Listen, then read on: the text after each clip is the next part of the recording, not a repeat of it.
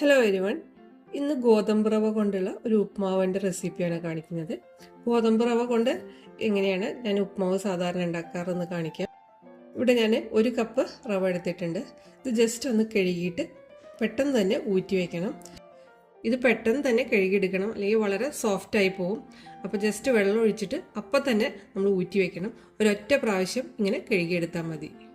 വെള്ളം ഒഴിച്ച് ഊറ്റി എടുത്തു വെച്ചിട്ടുണ്ട്. ഇത് ഉണ്ടാക്കാൻ പോകുന്നതിന് ഒരു 10 മിനിറ്റ് മുന്നേ ഇതുപോലെ ഒന്ന് ചെയ്തു വെച്ചാൽ മതി.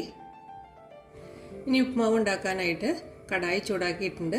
ഇനി അതിലേക്ക് വെളിച്ചെണ്ണ ഒഴിച്ചു കൊടുക്കാം. ഒരു 1.5 ടേബിൾ സ്പൂൺ വെളിച്ചെണ്ണ ഒഴിച്ചു കൊടുത്തിട്ടുണ്ട്. ഇനി എണ്ണ നല്ലപോലെ ചൂടായ ശേഷം കടുകും ഉഴുന്നുപരിപ്പും ചേർത്ത് കൊടുക്കാം. ഇതിലേക്ക് ചെറിയ ഒരു സവാള അരിഞ്ഞത്, പച്ചമുളക്, ഇഞ്ചി, കറിവേപ്പില, പിന്നെ ചുവന്ന മുളക് എല്ലാം കൂടി ചേർത്ത് നല്ലപോലെ വഴറ്റിയെടുക്കാം. സവാള നല്ലപോലെ വഴറ്റിയെടുത്തിട്ടുണ്ട്. ഇതിലേക്ക് അല്പം മഞ്ഞൾപ്പൊടി ചേർത്ത് കൊടുക്കാം. ഇതിലേക്ക് വെള്ളം ചേർത്ത് കൊടുക്കാം.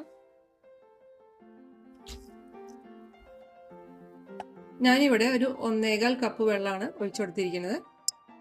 ഇത് ശ്രദ്ധിക്കേണ്ടത്, ഇതിൻ്റെ അളവ്, വെള്ളത്തിൻ്റെ അളവ് വളരെ കറക്റ്റ് ആയിരിക്കണം.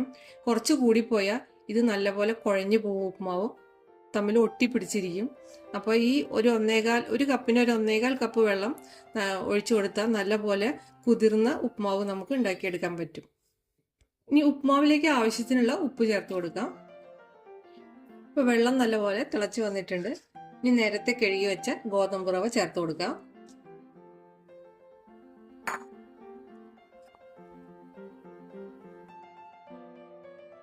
ചെറിയ തീയിലിട്ട് നല്ലപോലെ ഇതൊന്ന് മിക്സ് ചെയ്തെടുക്കാം.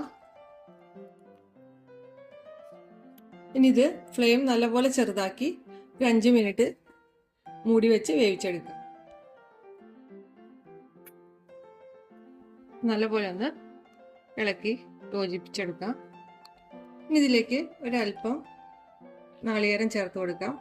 നല്ലപോലെ ഇതൊന്ന് യോജിപ്പിച്ചെടുക്കാം. ഇനി ഇത് 1 മിനിറ്റും കൂടി ചെറിയ തീയിലിട്ടിട്ട് ഒന്ന് വെലിയിച്ചെടുക്കാം. ഗോതമ്പ് ഉപ്മാവ് ഇവിടെ റെഡി ആയിട്ടുണ്ട്. ഇത് വളരെ എളുപ്പത്തിൽ തയ്യാറാക്കി എടുക്കാൻ പറ്റും. അപ്പോൾ ഈ രീതിയിൽ എല്ലാവരും ഒന്ന് തയ്യാറാക്കി നോക്കൂ.